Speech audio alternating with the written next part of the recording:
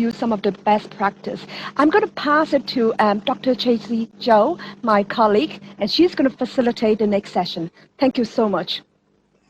Thank you so much, Cecilia. And thank you very much to our students and Professor Holliday for these very exciting conversations.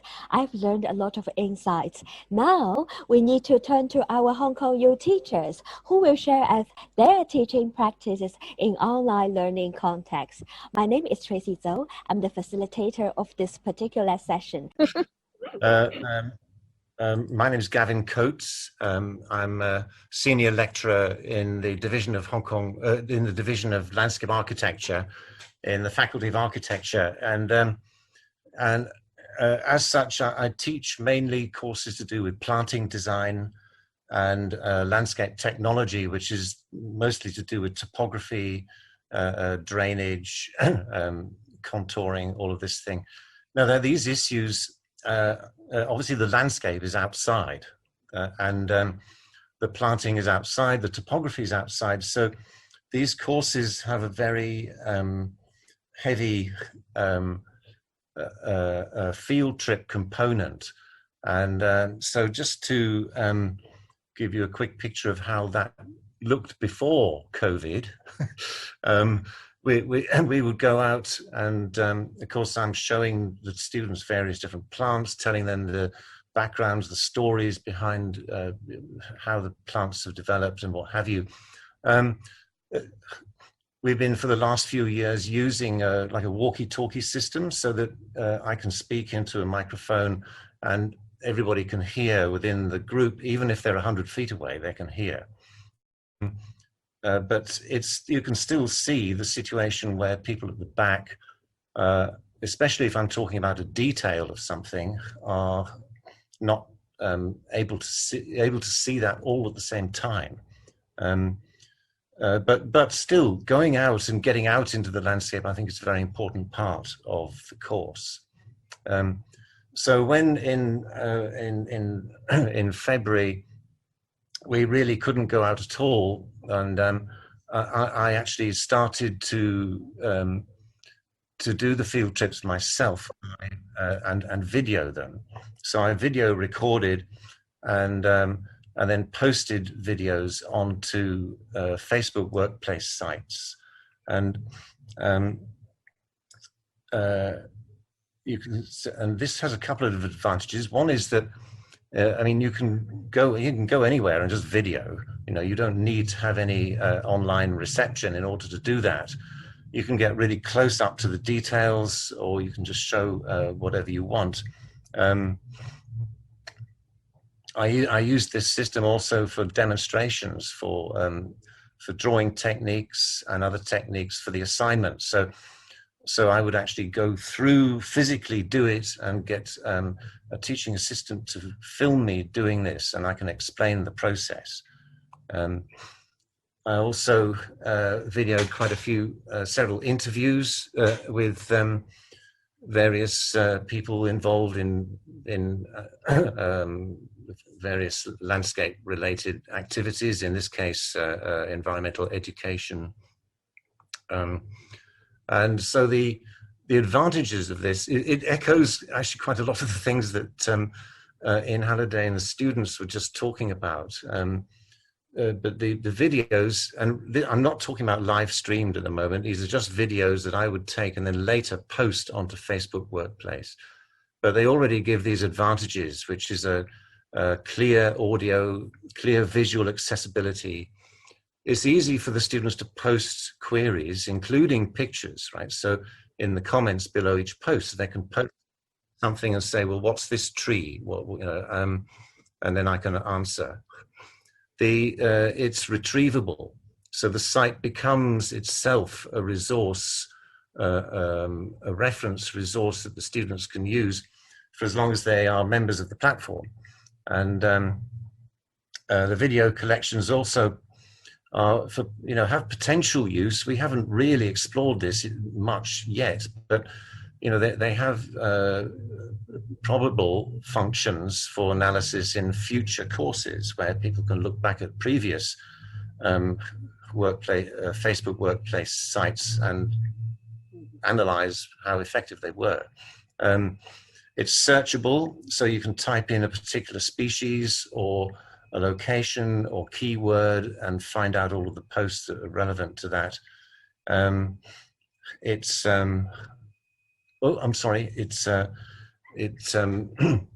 something. It's also, I'm developing now. I'm starting to develop this as a platform where the students provide the content. Last term, I provided the content.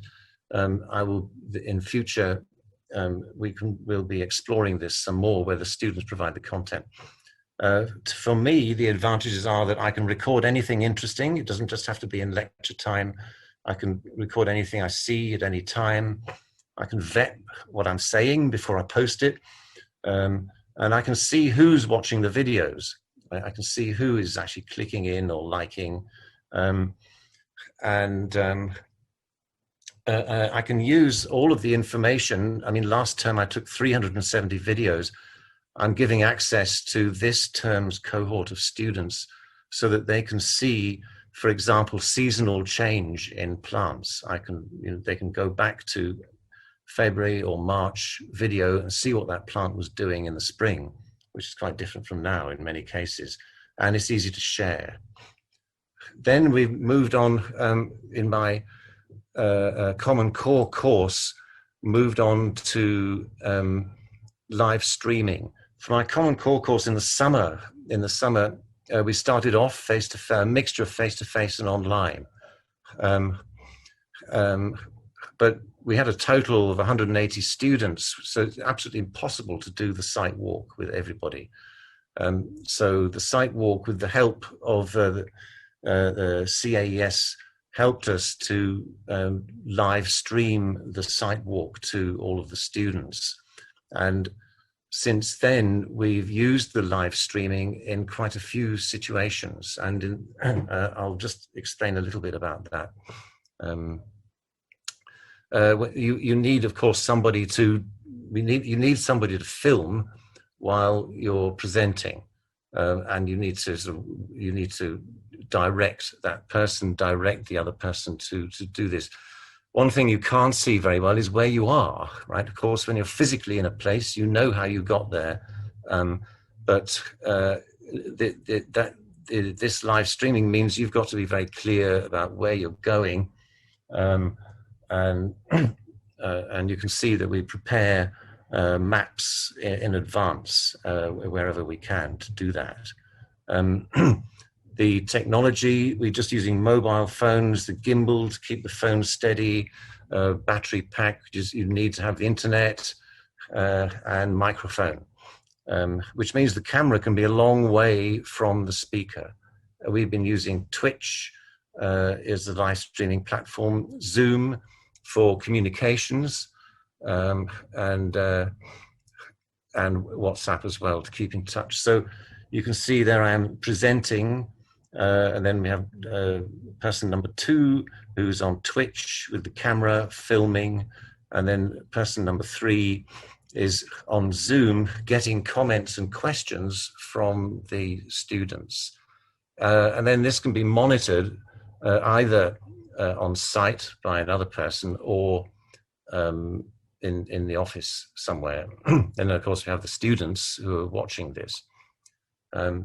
So here we are. I can go miles away from the phone and still be heard speaking, which is very useful. There's the gimbal stabilizing the camera. Students can text into Zoom or WhatsApp, and then the teaching assistant can ask me the questions directly, and so we can have a kind of a conversation as we're walking around. Yes, keeping an eye on it, and then this is what it looks like from the student's point of view. They can see and hear and engage and ask questions whenever they like. So the advantages of this, again, you get clear audio and visual accessibility. The synchronous interaction permits questions in real time, which is really helpful. and it's retrievable again because the Twitch records the whole session, so we can keep it. Again, something that has potential for use in future courses, and it's enhancing the student knowledge accessibility in case they cannot attend. So somebody, for some reason, you know, somebody doesn't have very good internet connection, or there's some problem with it, then the recording is extremely helpful, and they can go back to it, as we've heard before. The disadvantages of this in both cases are that people are physically missing out on the field trip experience, right? So going out and getting bitten by mosquitoes and struggling up a hillside is part of the experience of going out on a landscape trip, and people are missing this. There may be a risk, although we haven't confirmed this, of you know, people getting a bit too comfortable, you know, and getting reliant on not so reliant on their own efforts to find out plants. But we're addressing this by getting now the students to provide the content for the Facebook Workplace sites. It's more time consuming, you know, but never mind. And I just want to finish with a quick picture of how we're kind of bringing this into the dual mode. This is a completely different course on the subject of landscape representation, but you can see that we've got the computer sitting there on a kind of music type thing. The students who are not in Hong Kong or who are in quarantine can't make it on the screen. They can see what we're talking about. We can see them. And actually, with a small cohort like this of 10 to 15 students, you don't even need to have the microphone or other equipment. Just the laptop is sufficient. Everybody can hear one another. So I just wanted to finish with that. Thank you very much.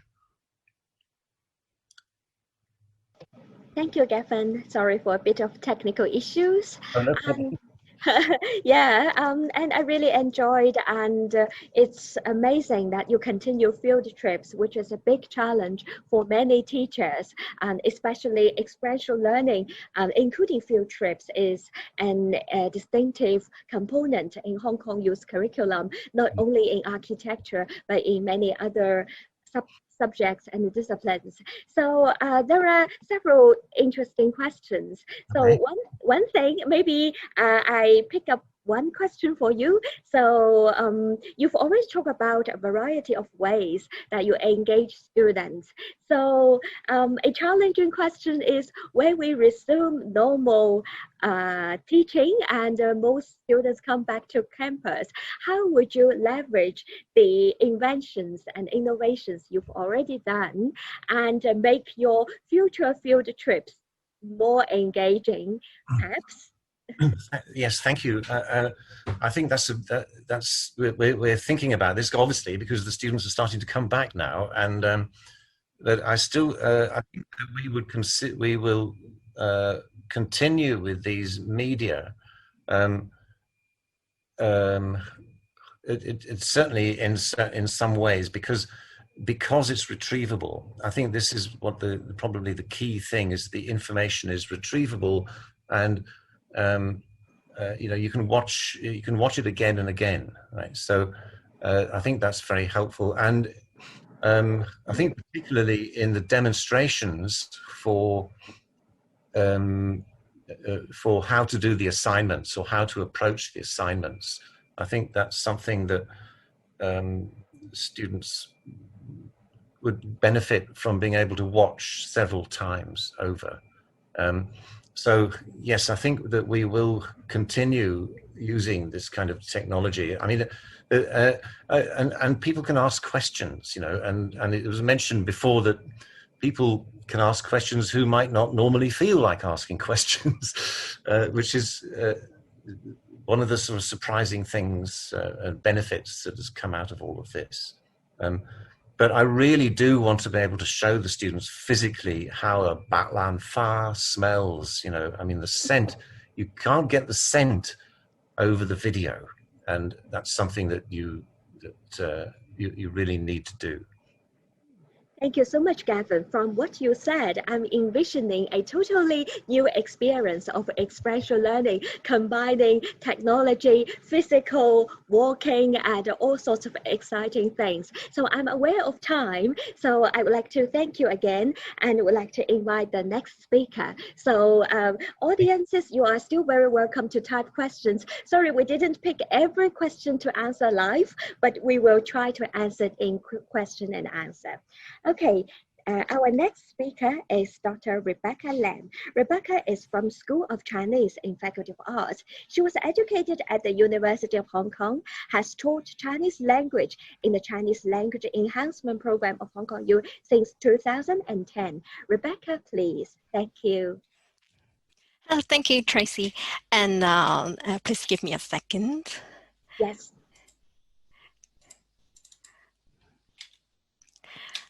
Yes. Thank you. Then I start my sharing. Hello, hello everyone. This is Rebecca Lam from the School of Chinese at the University of Hong Kong. This is my pleasure to share with you my online learning and teaching experience during this year. And today's topic is adopting EdTech tools in practical Chinese schools, enhancing students' engagement in online lessons.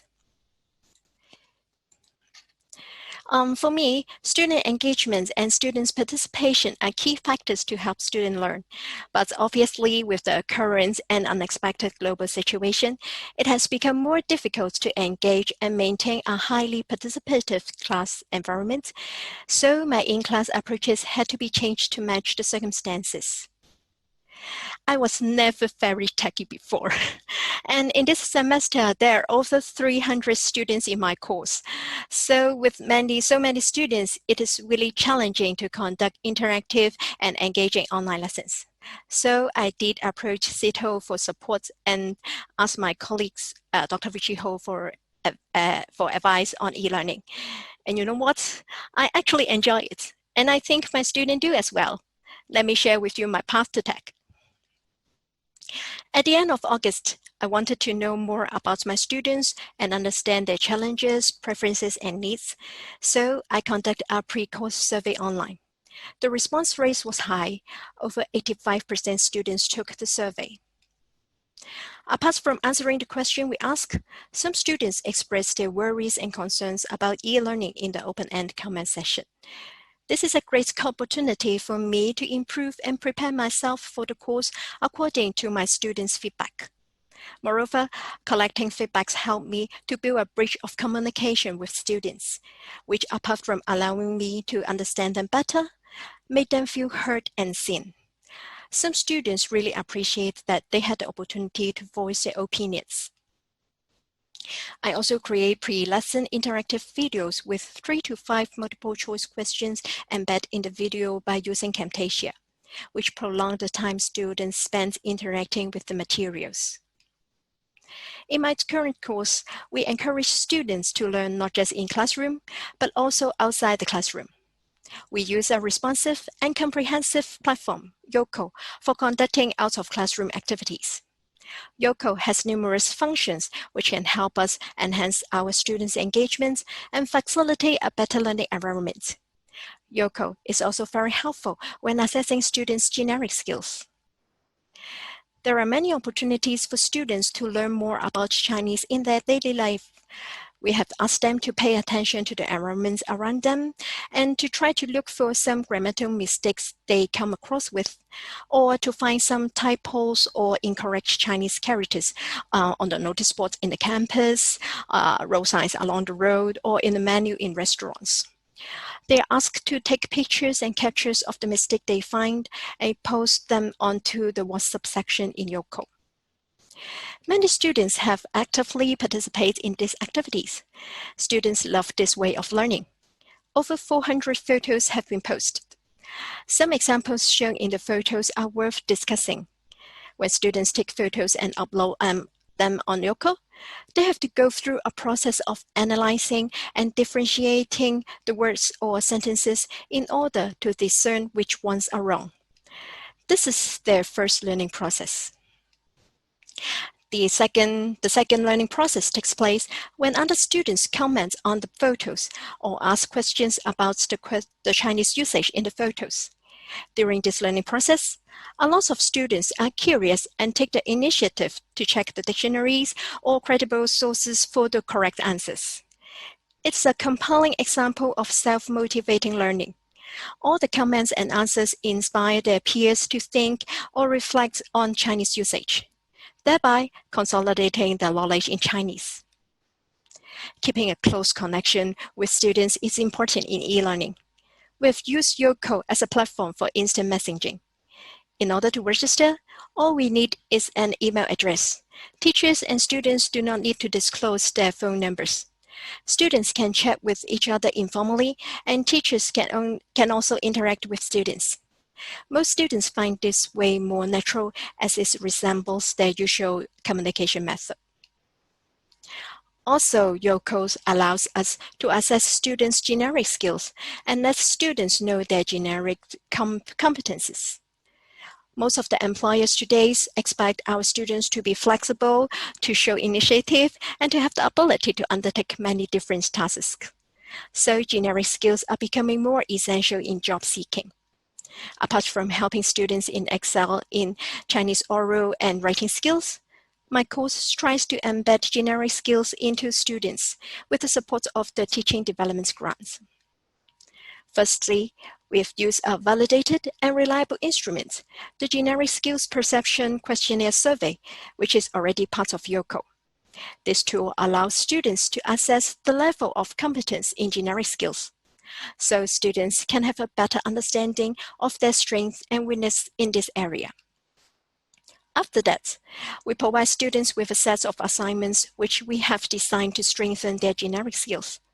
For example, one of the assignments is to write our self-reflection. By joining online discussion forums, doing group projects with classmates, and participating in clubs and societies, alongside other activities, students can develop their generic skills. This learning experience can be harnessed and translated back into the classroom through critical reflection. Learning outcomes and rubrics templates on the different generic skills are available in Youko, which makes it much easier for teachers and teaching assistants. Assessors and peers can simply click the boxes in Youko's rubrics and to give feedbacks to others. One very distinctive function in Youko is that the system will generate a rated chart showing different generic competencies for each student according to 3 different assessments, namely their own self-assessment, an assessment of them done by assessors, and a third one generated by their peers' feedback. Students can see and compare their results in order to gain a more well-rounded understanding of their own generic skills. Students love this function very much. During this time of COVID-19, we teaching staff are expected to adapt to online learning and teaching in a short period of time. However, whenever there is a crisis, there lies opportunities. In Chinese, the word crisis, 危機, is composed of 2 characters. One represents danger, and the other represents opportunity. COVID allows us to step out of our comfort zones, to explore new methodological approaches, and to try out various innovative EdTech tools to enhance quality online learning and teaching. In addition, the overall online teaching and learning experience develops our lifelong learning competencies and supports us in becoming lifelong learners, just like what we have emphasizing to our students. That's the end of my sharing. Thank you very much. Wish all of you happy teaching for the rest of the semester. Thank you, Rebecca. You are very kind, and your ending, never stop learning, is so well said. That applies to all of us. Okay, I'm aware there are several questions to you about challenges, but I'm sorry, it's we are running a bit late, so maybe let's turn into the typing mode to answer questions rather than answering it live. So may I now introduce our third speaker, Mr. David Lee. He is a principal lecturer at HKU Business School, where where he works in the areas of ethics, fintech, law, and governance. He was recently awarded the University Grants Committee Teaching Award for Early Career Faculty, a prestigious award in Hong Kong. Okay, David, over to you. Hey, thanks, Tracy. Thank you for the kind introduction. And it's a real pleasure to just share some of the thoughts that I have about teaching, particularly in this volatile environment, with all of you who have shared your time today. So Tracy gave a bit of background about the areas I teach in, and some of those courses, I teach a wide range of courses, which I think will be helpful in what I share today. I thought Gavin and Rebecca's sharing was really interesting and kind of introduced me to a number of things that I'm starting to think about a bit more about different types of technology that I'm going to try to apply in the classroom. But I think my sharing today will be a little bit more, I guess, generic in a sense about just core principles that I've found to have been helpful for me as I've kind of done online, hybrid, and obviously traditional teaching. So I've been fortunate in that I've taught a wide range of classes. So on one hand, I have a massive online open course I'm an instructor for, a co-instructor with. So we have over 11,000, almost 12,000 students in that class. And then, I have small undergrad sections of maybe 20 or 25 students. And then, I teach across executive education, MBA, master's. So it's a whole variety of different courses, which have allowed me to see perhaps what principles maybe are consistent, irrespective of kind of the student. So maybe I'll start though, with that background in mind. Maybe I want to start with a short vignette. And at the end of the Cold War, the US Army War College coined an acronym called VUCA, V-U-C-A, which stands for volatility, uncertainty, complexity, and ambiguity. And what they were doing was trying to find a model to describe what the post-Cold War would look like. Now, of course, like a lot of, kind of interesting sounding acronyms and things that come out of the military, some business person thought, hey, that sounds really cool. Let's apply that to business. And then all of a sudden you've heard this phrase for the last few decades, but in particular, in a post-COVID world, we hear it quite a bit, this idea of VUCA, or a volatile environment. I'm a firm believer that a lot of our teachers are leaders, and we are teaching in volatile environments. Obviously in Hong Kong, we've gone from protest to pandemic. I think other places are equally uncertain and volatile environments that I'm sure many of you are learning or teaching in. Now, when I give talks about this to companies and organizations about how you manage volatility and how you lead in volatility, one of the areas that I talk about quite a bit is something called a skill called leadership agility, which basically is about trying to manage this volatility through being very reflective, but also being true to purpose. And ultimately, I feel like teachers are leaders. And I think if you don't think of yourself as a leader, I think you should start thinking of yourself as a leader. I think our students demand some aspect of leadership from the teachers that they have. And that's not to say you need to do anything political. It's not that kind of leadership, but the idea of providing them purpose through the things that we're teaching them, the idea of providing some inspiration through the content of our courses. I think that kind of leadership is very much needed, particularly in these VUCA or volatile environments. So with that in mind, at the core of leadership agility, it requires some reflection, a lot of reflection, actually. And I'm still trying to work on this, but perhaps 3 or 4 things that I've reflected on that perhaps I can just leave as helpful concepts if you're not already doing them, or that you could use to enhance your teaching practice are the following. One, I think we all have to have the assumption that online teaching will actually require more effort, more energy, and more investment of time. Now, some of the students, the panelists shared, they were able to save time because they don't have to commute, they don't have to, go through traffic, etc., which is great. I think, unfortunately for teachers, we almost have to have the opposite perspective, that we have to invest more time to be effective teachers, either online or in a hybrid context.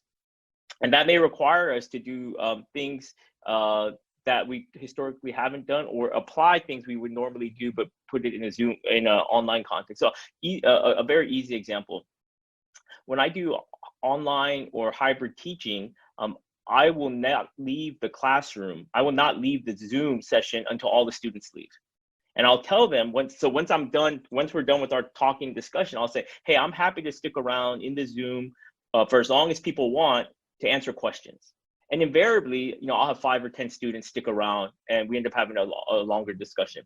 But that's a very simple thing. That's something I think normally most of us would do in a classroom, but oftentimes we don't tend to think about that in an online context. So that's a simple thing. Another simple thing is, so I tend to have high rates of discussion, and I'll talk about that as my next point, but I tend to have high rates of discussion even in online context. And one thing I do when people comment, because sometimes I can't always identify who's speaking, I'll stop them and say, hey, so what's your name? Remind me what your name is. So that's, again, something that I would normally do in a classroom. But sometimes we don't do that in an online context. This is a very simple thing, but immediately a student feels a connection. Then after 2 or 3 times of doing that, I can recognize the student's voice. And so again, we can develop some familiarity that way. So one, just again, the core assumption, number one, understanding that good online teaching or hybrid teaching requires more of an investment of time than normal classroom teaching. 2, I'm very cognizant of like our focus attention span. Most people, or what a lot of the research shows is that most people, attention span does not exceed 8 to 10 minutes at any given time. So I plan my sessions when I teach in 8 to 10 minute increments. Basically, every 8 to 10 minutes, I'm trying to do something different. So if we started off the course, the class that day talking about a case, we may be discussing, I'll move to a different question of the case within 8 to 10 minutes. And once we get through the case, I may do in class, kind of a small experiment in class. After that, in 8 to 10 minutes, we may do just a traditional lecture where I'm just talking and delivering some material for a few minutes. And then we'll switch to breakout rooms. And then we'll switch again to doing something online polling. So the word cloud that was mentioned earlier. And so just combining different activities to touch on core principles, but being very cognizant of the fact that most people, including our students, attention span is not unlimited. So I plan around this, like the psychology of understanding that people, the attention span is generally very limited, and you have to reset it. And so that's the second thing. And there's plenty of activities to be able to do that, especially via technology. The third thing, which may sound a bit odd, particularly in an online context. So in most business schools and law schools, and of course I teach in a business school, case method is used quite a bit. And as a result, cold calling is used quite a bit. So I tend to be a cold caller in a traditional classroom. I also cold call online. So if we do a Zoom class, I'll cold call people in the Zoom. And, occasionally you may just have silence because the person is not there, which is very interesting. But once you do that once or twice, students understand that there's a level of accountability that they could be called on. And usually when I do this at the beginning of a course, I'll tend to call on 1 or 2 students that I already know. Either I had interacted with them before in a previous class, or maybe I primed them beforehand and say, hey, Jenny, I'm going to go to you first with the question. And what that does is that creates, again, this expectation, but it breaks the ice for everybody else. Because once I cold call 2 or 3 people at the beginning of a semester for a class, then it's very easy for everybody else. Even if they don't know the answer to the question, they may have confusion about something. And what I found, I think what some of the principles that were shared is that once you have that expectation already, then more people tend to share, especially people who normally might not talk in class. So just doing a rough back of the envelope kind of calculation, I probably have any given class, I probably have a student comment on average every 2 minutes.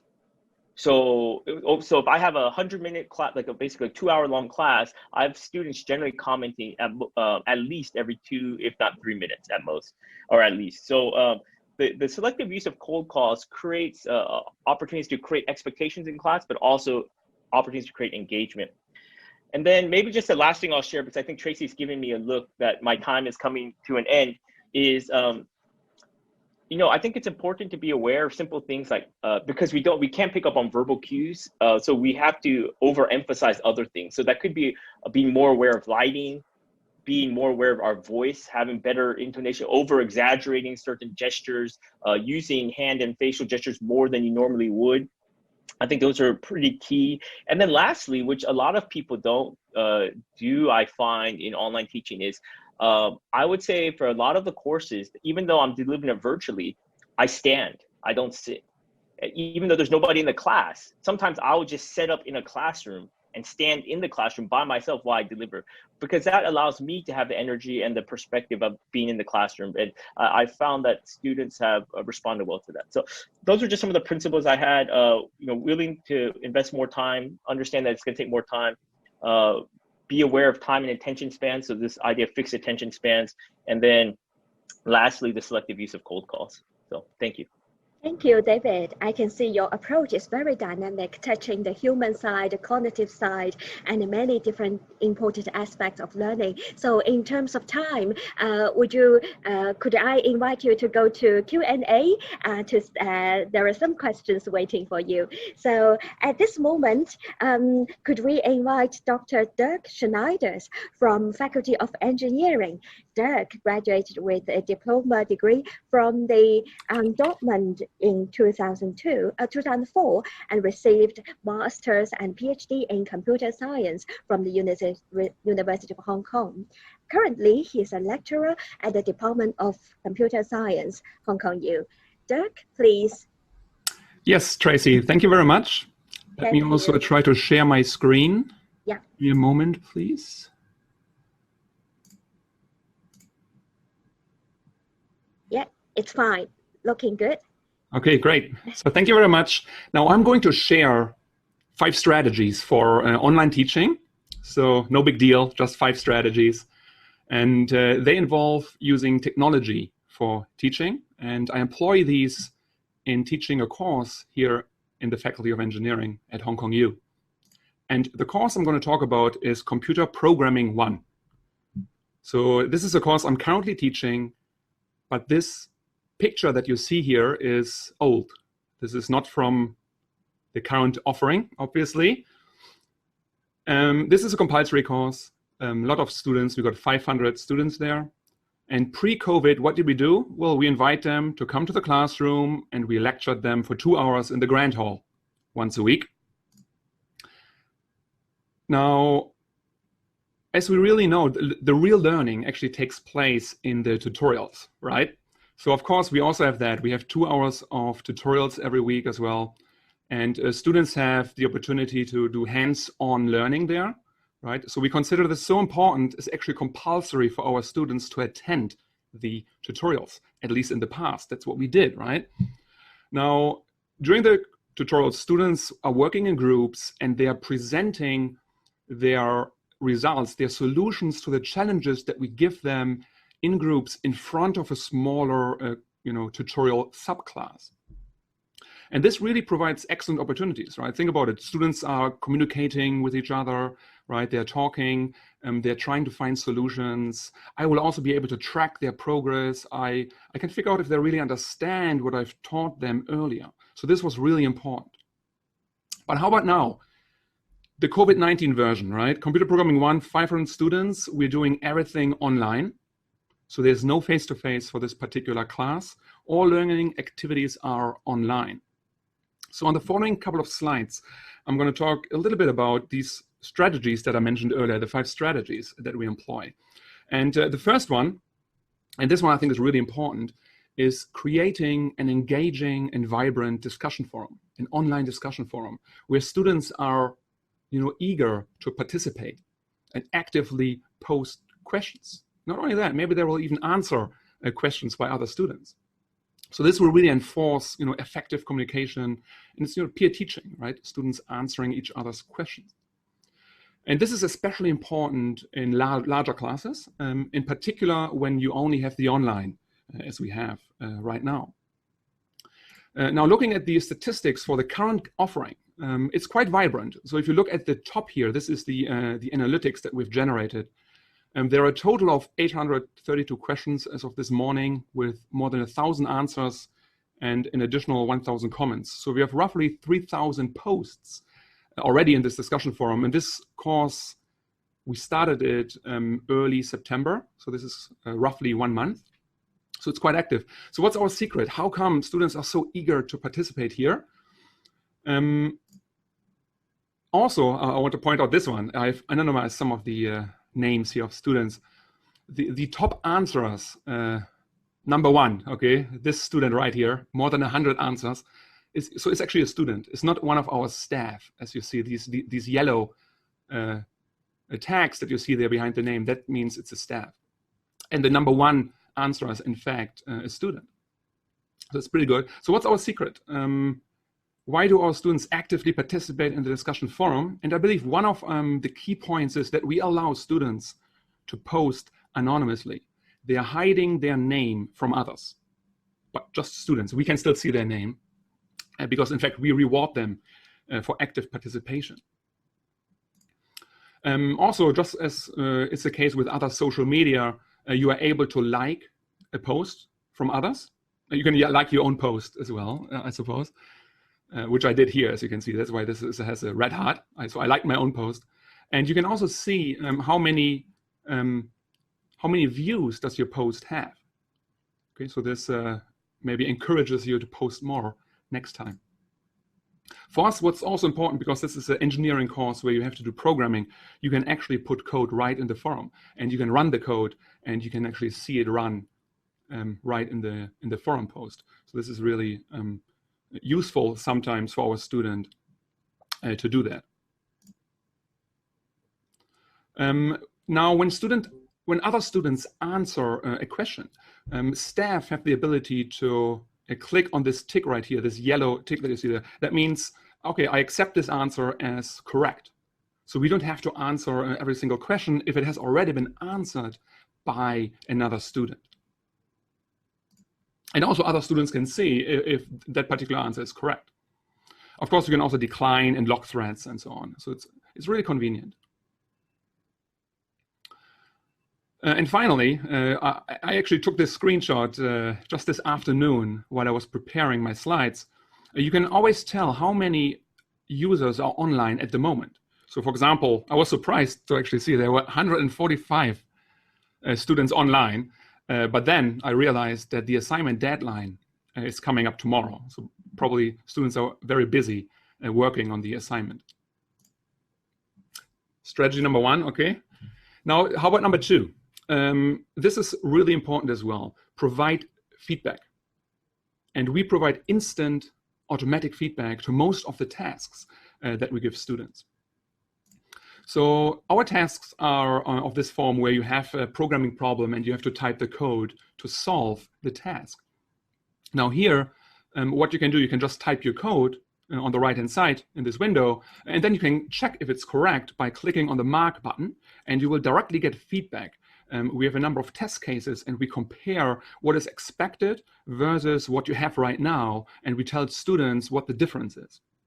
So this can be really helpful, and this can motivate students. If they pass test cases, they know, okay, I can move on to the next task.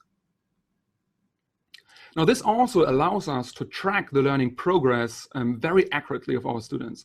So we're actually using analytics. Okay, so for example, I have a practice assignment here, and if I click on the analytics here, I will be able to see how many students, in terms of percent in the overall class, have completed a certain task, how many have attempted it, how many have opened it at least once, and how many have not opened it at all.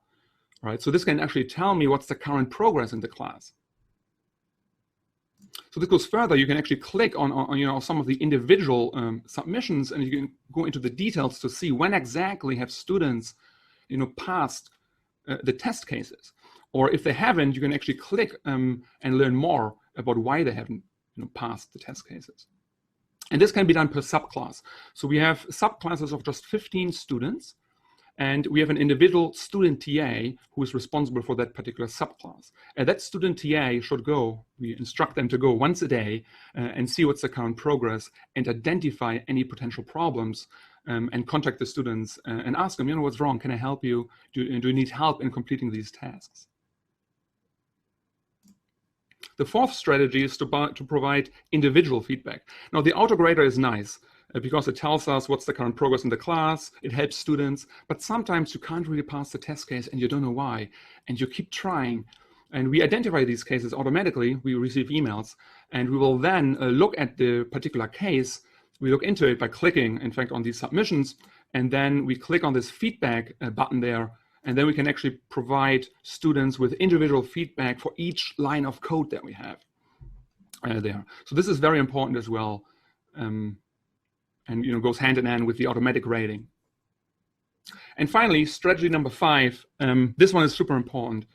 We really want our online tutorials that we currently do on Zoom to be as effective as possible. And collaboration is a big part of this, because students are discussing, they're devising solutions together, they're discussing which solution is better, and then eventually they also reflect on their learning, they actually present their solution to others.